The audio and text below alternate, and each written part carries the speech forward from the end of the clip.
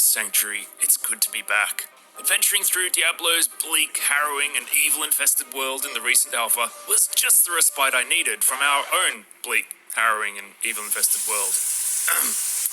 Anyway, after spending a dozen or so hours with it, I can report that Diablo Immortal is absolutely a game to watch this year. It's great, a proper, girthy new entry in the series, and not, as some feared, a watered-down mobile lookalike. My enemies fall before me. Here's why.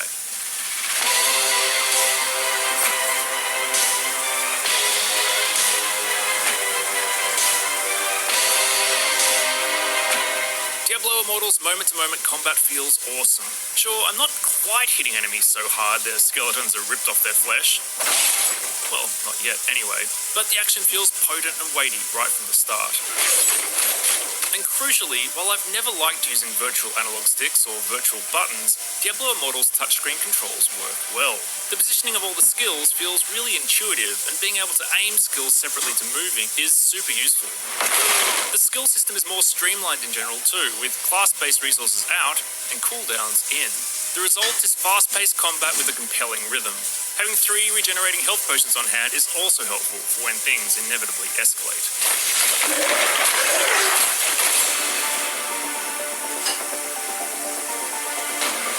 In addition to leveling your character in Diablo Immortal, you can also rank up your items. Simply salvage unwanted gear and use the materials to make your primary gear better. I love this system because it means you can use that sweet legendary drop for longer. It grows in power as you do. And better still, ranks are basically gear independent. Find a sweet axe to replace your hammer. When you go to equip it, you can transfer the ranks from your old hammer across.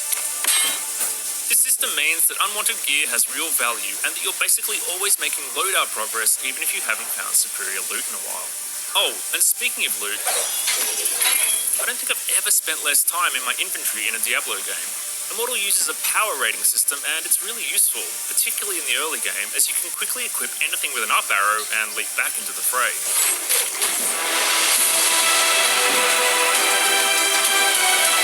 Skills in Diablo Immortal can't be modified with runes the way they are in Diablo 3, but they can be impacted via legendary items. Oben's Many Fingers, for instance, gives the chained spear skill 2 additional spears, making it significantly more effective. It's a clever way to let the loot drops encourage players to mix up the skills they use, and I enjoyed adapting my playstyle to the legendary items I came across. There's a lot of scope for customization across the 13 item slots too. These are divided into 6 primary items, 6 secondary items, and 1 charm. Primary items can only be socketed with legendary gems, and these all have build-altering abilities, making for some appetizing possibilities. Secondary items, meanwhile, are slotted with regular gems, and, like previous games, all gems can be upgraded for extra punch.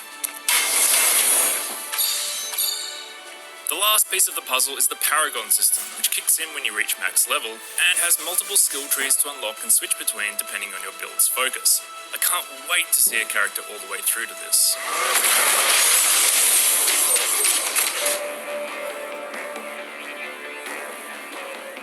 Diablo Immortal's game world is detailed, moody, and immersive. Small touches abound, whether it's the people working the bellows at the smithy, or subtle environmental details that make the world feel more real and lived in. More than that though, I'm enjoying seeing the choices the team has made in setting this game apart from previous titles. I love the realism of the character art, for instance. The portraits are just so serious and often kind of severe. It really seems to speak to the hardships these people have endured. Thank you for your visit. I also love how badass the gear looks. Even early on, my character was a sight to behold on the inventory screen. It's not just the level of detail either, it's the use of colour. It's really vibrant. It's been a while since Diablo 3 came out, of course, but just have a look at the difference.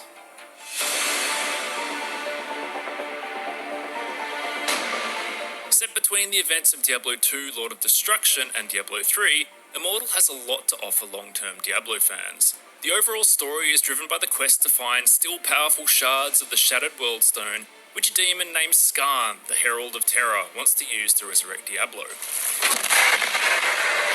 For me, though, it's the return of iconic characters like Deckard Cain or Chassi. Wow, you're a barbarian, huh? Or memorable bosses such as the Skeleton King and the Countess that gets me most excited. It's also just cool seeing how familiar locations have been reinterpreted. I also adore how many iconic sound effects are in the mix here. If you've ever heard loot flipping through the air in Diablo 2, or you've hoovered up a health globe in Diablo 3, you'll be right at home.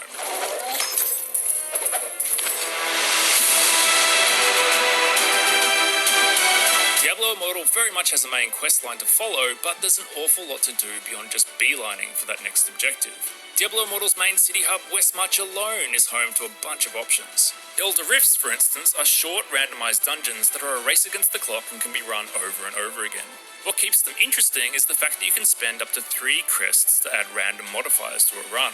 These can be both good and bad, and the higher value the crests you utilise, the better the bonus reward. All players in a party share the benefits of any crests used too. Challenge Rifts are another bite-sized activity and have a similar sense of timer-based forward momentum to Elder Rifts. The difference, however, is that you start out at difficulty level 1 and work your way through a seemingly never-ending set of higher difficulty tiers. Each new difficulty level has a reward attached, and there's a leaderboard to fight for a place on as well. If you'd prefer to stay out in the world, you can always head to the bounties board. Each day, you can complete up to 12 bounties with 4 active at a time, and these are all short challenges that are quick to beat. They're generally quick to reach too, thanks to Diablo Immortal's sweet auto-navigation functionality. Just set an objective, whether that's simply heading to the blacksmith or taking on a bounty out in the wild, and let your character get there on their own. This feature is great because it lets you get straight to the thing you want to be doing. Each zone has a recommended level, incidentally, so all these activities help give you ways to make the need to grind out levels fun as opposed to frustrating.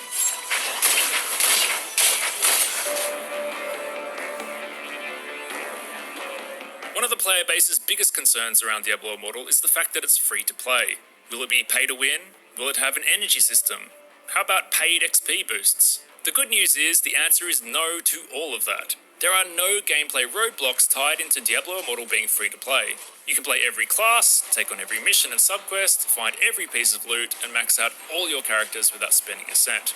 That said, Diablo Immortal will of course have numerous ways to spend money for those so inclined. The monthly Battle Pass, for instance, unlocks a second reward track that will help boost the number of crests, gems, honour, and other resources that you have to play with. Take note, however, that the legendary weapon unlock you can see here is on the free track. The team's policy is that all gear has to be earned, so you can't pay for items and can only attain them through gameplay.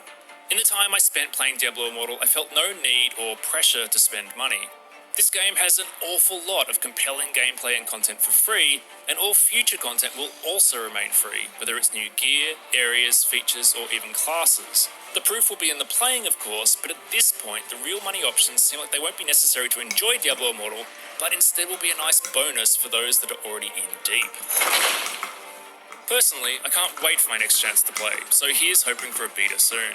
Diablo Immortal is shaping up to be the perfect way to take this iconic series on the road, and that's something to be excited about.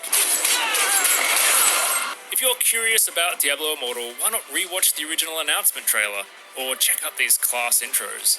And for everything else, stick with IGN.